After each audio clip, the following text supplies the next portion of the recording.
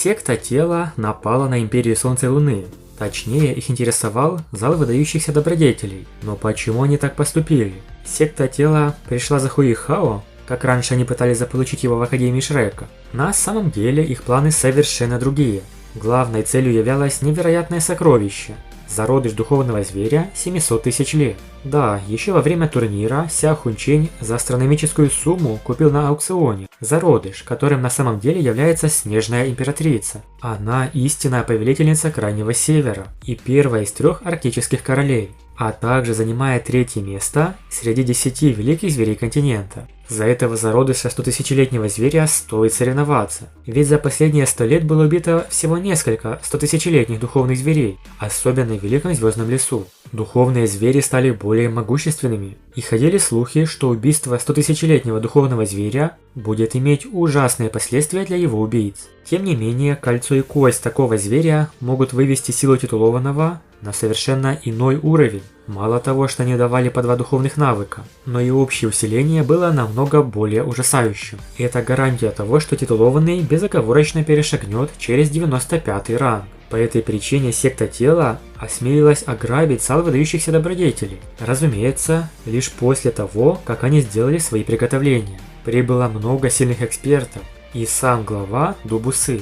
А перед тем, как продолжить, советую отличный сайт для просмотра ваших любимых аниме – Konoha TV. Переходи и смотри новинки в хорошем качестве, ссылочка в описании. Однако эмбрион 100-тысячелетнего духовного зверя также являлся целью Хуихао и одной из причин прибытия сюда. Старейшина Му сказал ему, что если выпадет шанс, он должен воспользоваться им. По сути, это нападение секты Тела позволило Хуихао на шаг приблизиться к зародышу Снежной Императрицы. Как же Хуихао его заполучит? А очень просто. Ему вручили зародыш прямо в руки. Люди из секты Тела. Как такое возможно? Хуихао с помощью иллюзии принял облик их главы, Дубусы. И в один момент, когда его нашел мастер с 8 кольцами секты Тела и принял за лидера, отдал сокровище, поднос с зародышем Снежной Императрицы. Но потом его почти сразу же раскусили.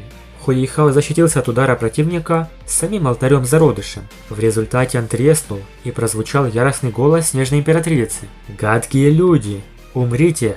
Как же она, наверное, была зла из-за того, что ее схватили и заключили в этой тюрьме. Пугающий холод обрушился на Хуихао со всех сторон и охватил его тело. Хуихао уже давно не испытывал холода из-за своего предельного льда. Тем не менее, ему было холодно в данный момент. Его тело и дух собирались замерзнуть. В этот момент в голове Хуихао прозвучал удивленный голос Ледяной Императрицы Скорпиона. Это на самом деле она? Как это возможно? Порыв воздуха был выпущен из Императрицы Скорпионом, чтобы справиться с холодом. Замерзшая кровь Хуихао снова начала циркулировать. Удивительно, но предельный лед Хуихао, казалось, уступал охватившему его холоду. Он всегда думал, что его абсолютный лед вызывал самый сильный холод, поэтому был шокирован. Не стоит и говорить, что случилось с тем экспертом секты Тела. Он превратился в сосульку, ледяную статую.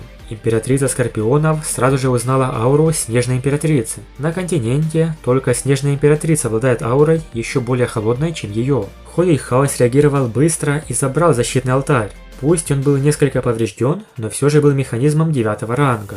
А после направился к выходу. Все снаружи уставились на маленькую девочку. Потоки морозного белого газа излучались от этой фигуры. Помимо Дубусы и Цзинхунченя, остальные люди прекратили сражаться. Хуихао смог ясно разглядеть белую фигуру. Это была маленькая девочка, которой, казалось, было всего 2 или 3 года. Ее пухленькое тело было покрыто белоснежной хлопковой юбкой. Она яростно попыталась вырваться из окружения. Многие люди из секты Тела и зала выдающихся добродетелей уже превратились в ледяные скульптуры. После того, как Снежная Императрица возродилась как человек, она должна была стать человеческим эмбрионом. Должно быть, она пытается отказаться от своего перерождения и вернуться к своей первоначальной форме. Тем не менее, она, похоже, не обладает даже 1/3 своей истинной силы. Ледяная Императрица решила помочь ей, потому что Снежная Императрица спасла ее раньше. Это будет очень интересный сюжет. Как в таком хаосе, когда сражаются могущественные титулованные, Хуихао спасет Снежную Императрицу? Рассмотрим в будущих видео.